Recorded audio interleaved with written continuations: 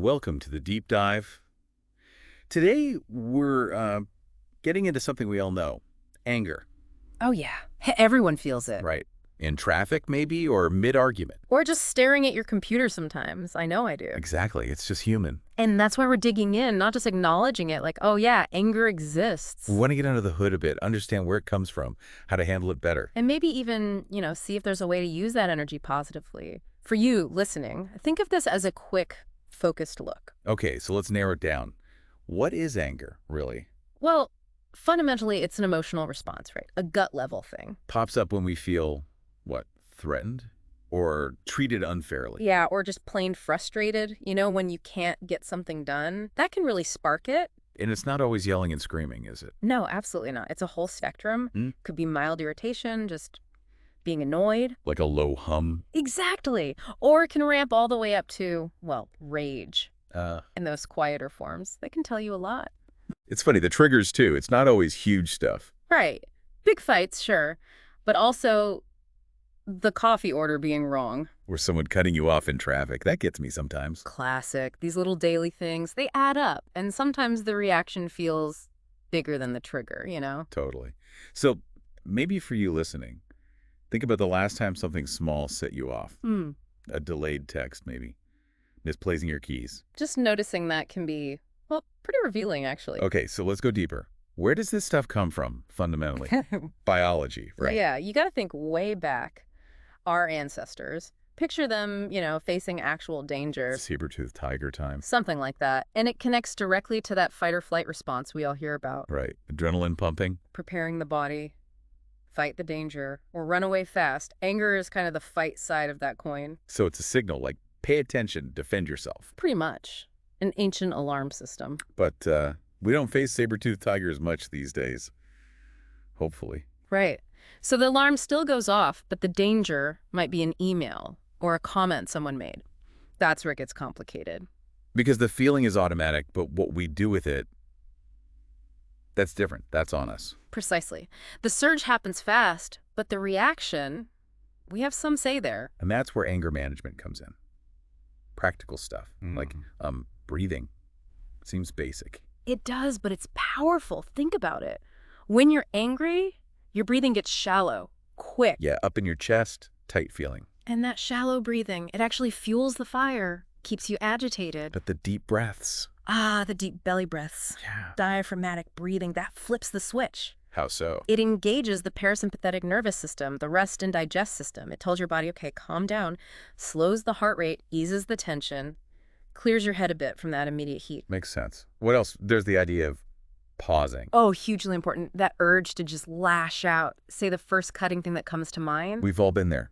Regretted it later. Exactly. So that pause, it's creating a space, Yeah. a gap between the trigger and your reaction. Like count to 10. Walk away for a minute. Yes. Anything to break that automatic circuit. Reacting in the heat of the moment almost always escalates things, doesn't it? Yeah, it really does. Okay, this next part I find fascinating. Anger often isn't just anger. Right. It's often what we call a secondary emotion, like it's standing guard for something else. Something more vulnerable underneath. Often, yeah. Think about feeling hurt or scared or maybe overlooked, ignored. Those feelings can be uncomfortable. Vulnerable, like you said. Exactly. And anger feels, well, stronger sometimes, more powerful, like Yeah. you're taking control back so it jumps out front. Like an emotional bodyguard. Good way to put it. So the trick is self-reflection. When you feel that anger bubble up, try asking yourself, What's really going on here? am I actually scared? Am I feeling hurt? Is this about frustration because I wasn't heard? And figuring that out, that's the key. It can be a real aha moment because then you're not just wrestling with the anger on the surface. You can address the root cause, respond more constructively. Okay, let's flip it. What about when someone else is angry at you? That's tough. Oh, it really is. First thing, and it's hard, try not to take it personally. Easier said than done sometimes. I know. But often, their anger is about their stuff, their own struggles, frustrations, hurts. It might be directed at you, but it's not always about you, fundamentally. That perspective helps. Take some of the sting out, maybe. So practically, what do you do? Well, number one, stay calm yourself. Easier said than done, again, but crucial. Don't mirror their anger. Exactly. That just pours fuel on the fire. Second, give them space if possible. Let Yeah. them cool down. Trying to reason with someone mid-explosion Mm. usually doesn't work. Rarely. And then maybe suggest talking about it later. When you're both calmer, more regulated, it's a much better way to handle those tense moments. Right. Okay, we've talked managing, understanding, but is there like an upside? Can anger actually be useful? I think so, yes. If you think about motivation, anger can be a powerful catalyst The catalyst for what? for positive change. When you feel really strongly that something is unjust or you're deeply frustrated with how things are, that energy, you can channel it. Okay, give me an example. Sure. Maybe someone gets passed over for a promotion they deserved. Initial reaction, anger, maybe resentment. Understandable. But instead of just stewing in it, they could use that fire to say, okay, what skills do I need? How can I improve? How can I make sure this doesn't happen again? Or even push for changes in the system if it was unfair. So turning that negative energy into action. Precisely. Taking that heat and using it to build something, change something, improve something, that shows its potential power. So it's not about never feeling angry. That sounds impossible anyway. Totally unrealistic. It's more about understanding it, getting a handle on it, and learning how to steer that energy. Using it as a tool, maybe, instead of letting it control you. That's a great way to put it. Use it as a signal, maybe even a motivator, but don't let it drive the bus. Okay, let's try and wrap this up then. We've covered a lot of ground. We have anger as a natural, ancient response. Practical tools like breathing, pausing.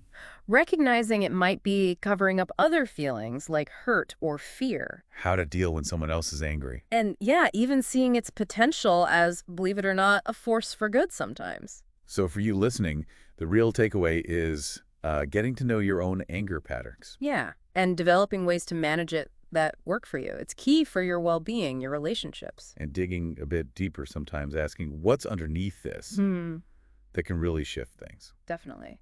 So maybe as you go about your day, just notice what pushes your buttons, how do you react? And think about, could you maybe use some of that energy differently? Could it feel something positive in your life? It's just a thought to mull over. And remember, feeling angry is okay. It happens. It's human. Absolutely. The real focus isn't on never getting angry, but on how you navigate it when you do. That's where the power lies.